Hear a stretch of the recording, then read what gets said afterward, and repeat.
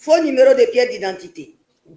Le Conseil constitutionnel de la Côte d'Ivoire a donné son dernier mot le lundi 8 septembre 2025 sur la liste définitive des candidats à l'élection présidentielle d'octobre prochain. Le pasteur Wilfried Zawi a réagi avec sérénité à la décision du Conseil constitutionnel qui a jugé irrecevable sa candidature à l'élection présidentielle prévue pour octobre prochain. Au cours d'une conférence de presse tenue à son siège ce samedi 13 septembre 2025. Je prends la parole aujourd'hui pour affirmer notre engagement indéfectible envers la Côte d'Ivoire, notre patrie bien-aimée. En tant que citoyens passionnés par la paix, la vie humaine et la préservation de nos acquis, nous avons rassemblé 68 102 parrainages pour porter notre message. Sur ces parrainages, 43 415 ont été validés par le Conseil constitutionnel, mais il nous a manqué 18 366 signatures pour atteindre le seuil requis de 61 781 parrainages pour valider notre candidature. Nous pensons cependant que le délai de 48 heures prévu par le Code électoral aurait pu être accordé afin de relever ce défi. Et nous aurions souhaité disposer de la liste des 20 582 doublons identifiés, des 4 403 faux numéros d'électeurs, des 80 faux numéros de pièces d'identité, ainsi que des 1579 parrainages attribués à d'autres électeurs. Cela aurait permis de comparer toutes ces données avec notre base de 68 102 parrainages et de comprendre plus clairement les raisons de l'irrecevabilité de notre candidature. Toutefois, nous acceptons cette décision avec la responsabilité qui incombe à ceux qui placent la vie humaine au centre de leur démarche. Car au-delà de ces chiffres et des procédures, c'est la paix et la cohésion de notre nation que nous voulons sauvegarder. Nous sommes fermement convaincus que l'amour de la patrie doit guider chacune de nos actions. C'est pour cela que nous lançons un appel solennel à tous les acteurs politiques d'intégrer la paix et la cohésion nationale dans leurs différents programmes. Car notre unique pays mérite que nous le protégions ensemble. Ensemble, engageons-nous pour les élections sans violence, pour un avenir où chaque Ivoirien pourra vivre dans la sécurité et le respect. Car c'est ainsi que nous préserverons non seulement nos acquis, mais aussi l'avenir de nos enfants. Au-delà de tout, la paix est ce qui permet à nos écoliers de partir sereinement à l'école, à nos commerçants de poursuivre leurs activités, à nos travailleurs de vaquer à leurs occupations sans crainte. Mais surtout, la paix permet à la Côte d'Ivoire de préserver ses acquis en matière de développement, de protéger ses infrastructures et surtout de préserver ses fils et ses filles. Nous n'oublions pas le souvenir douloureux des crises passées, gravées à jamais dans la mémoire de familles qui ont perdu des êtres chers. Nous disons non à ces souffrances, non à ces réalités difficiles que certains ont vécues.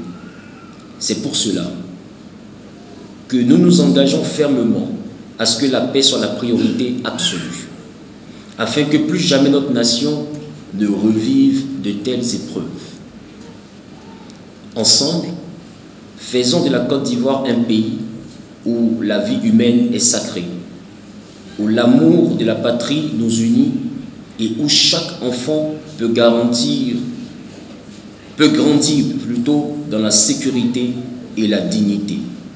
Voilà mon engagement, voilà notre vision. Vive la Côte d'Ivoire, vive une nation où la vie humaine et l'amour de la patrie sont au cœur de notre engagement. Ma candidature a été motivée par le désir de présenter, bien évidemment, à cette classe politique traditionnelle qu'il y a un nouveau vent qui n'est pas à ignorer en Côte d'Ivoire. Le vent de cette génération qui a besoin de paix, de sérénité, pour avancer tranquillement dans ce qu'ils essaient de bâtir. Déjà que nous sommes dans une société où nous enregistrons 2,3% de taux de chômage au sein de la population active, mais avec en son sein 90% qui sont dans une forme d'informalité. C'est-à-dire qu'ils travaillent sans couverture sociale, travaillent sans contrat véritable, ils travaillent sans salaire à la hauteur de leur formation, ils travaillent dans une forme d'anarchie, ce qui déjà envoie la population à se poser beaucoup de questions. Ce qui envoie réellement les défis à être ailleurs qu'au niveau électoral. Le défi aujourd'hui est au niveau social. Le défi aujourd'hui, c'est de permettre réellement à l'Ivoirien de bénéficier de son PIB qui grimpe. De 2024 à 2025, on a enregistré entre 6% et 6,5% de croissance du PIB. Aujourd'hui, normalement, le PIB nominal par habitant devrait être autour de 2710 $, environ 1 600 000 francs par an. Mais est-ce que tous les Ivoiriens arrivent à atteindre ce seuil-là? On parlera aujourd'hui de bonne répartition des richesses afin de permettre à chaque Ivoirien de pouvoir bénéficier de cela. Et tout cela, c'est le combat de la cohésion sociale. Je pense que ce ne sont pas des sujets que j'aurais pu aborder si je parlais simplement de la paix sous forme d'accalmie. Alors cette candidature avait pour but aussi de soulever des actions. C'est pourquoi j'ai parlé du Challenge 25-30. Parce que le Challenge 25-30, pour moi, c'est un ensemble d'actions qui allaient être menées pour le bien de la population ivoirienne.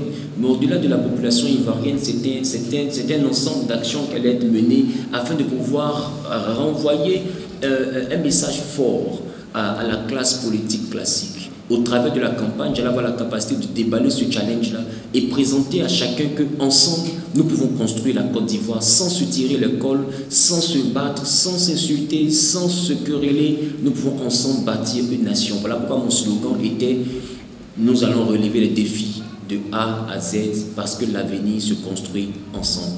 Et je pense que ma casquette de pasteur ne me permettait pas de pouvoir aller dans certains coins et recoins de cette vision. Il me fallait donc avoir une posture de candidat pour présenter un programme de gouvernement qui est selon moi un plan qui, s'il était exécuté, s'il était adopté, pourrait permettre non seulement la stabilité, mais aussi une bonne répartition des richesses. Parce qu'aujourd'hui, c'est vrai qu'il y a des plaintes ci et là dans le domaine dans la société ivoirienne, mais je pense que ces plaintes, ce n'est pas parce que nous avons que des chiffres. Non, pas que des chiffres. La croissance économique de la Côte d'Ivoire est bien réelle, mais avec la mauvaise répartition, ça peut sembler être juste des chiffres. Donc je pense que quand on parlerait de justice sociale, on parlerait aussi de partage équitable des richesses nationales. Donc si aujourd'hui j'ai été candidat, c'était dans le but de faire valoir, sinon de présenter ce plan qui permettrait à chaque Ivoirien de bénéficier de ce que la Côte d'Ivoire produit.